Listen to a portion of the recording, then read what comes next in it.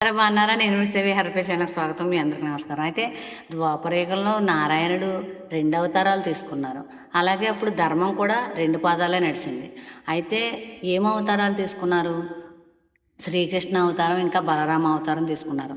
శ్రీకృష్ణ అవతారం తీసుకుని శ్రీకృష్ణ పరమాత్మ దుష్ట శక్తులను సంహరించారు, శిష్టులను రక్షించారు, జ్ఞాన భాండాగారమైనటువంటి మనకు గీతను ప్రసాదింపజేశారు. అలాగే బలరామ అవతారంతో ఆయన భూమిని సాగు చేయాలి.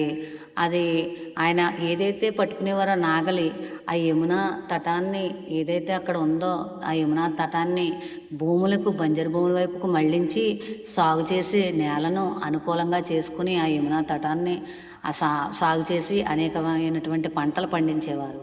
ఇలాగా బలరామ అవతారం, రామావతారం కూడా ద్వాపర యుగంలో వచ్చింది. అయితే యజ్ఞాలు యాగాలుతో పాటుగా కూడా ధ్యానంతో, ఇంకా ద్వాపరయుగంలో చెప్పాలంటే దేవతార్చన అప్పుడే మొదలైంది. ఎందుకంటే అంతకుముందు అయిపోయిన శ్రీరామ సీతారామ మూర్తులను ఆంజనేయస్వామి గట్ట అర్చామూర్తులుగా అర్చించేవారు.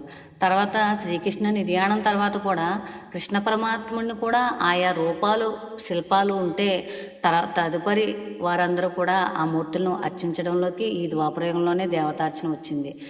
ముందు జరిగిన కృత త్రేతాయుగంలో దేవతార్చన లేదు. ధ్యానం, యజ్ఞం, యాగం ఇలాంటివే చేశారు.